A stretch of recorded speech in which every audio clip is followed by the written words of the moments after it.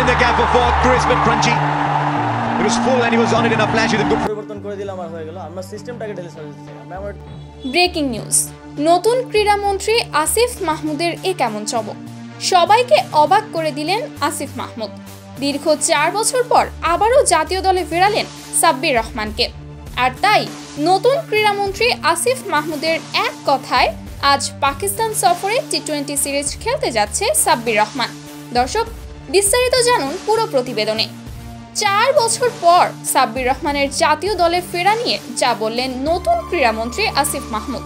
তিনি বলেন সাব্বির অভিজ্ঞ ক্রিকেটার টি20তে আন্তর্জাতিক এবং ঘরোয়া ক্রিকেটে ওর খেলার অভিজ্ঞতা থেকেই দলে নেওয়া হয়েছে ওকে আমরা টিম ম্যানেজমেন্টের সবার সঙ্গে আলোচনা করেই সাব্বিরের ব্যাপারে সিদ্ধান্ত নিয়েছি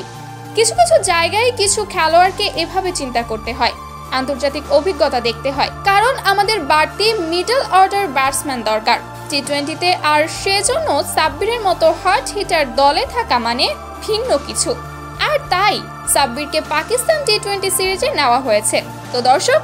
আপনাদের কি মতামত এই নতুন ক্রীড়ামন্ত্রী আসিফ মাহমুদের এমন সিদ্ধান্ত দেখে তা অবশ্যই জানিয়ে দিবেন আমাদের ভিডিওর কমেন্ট বক্সে।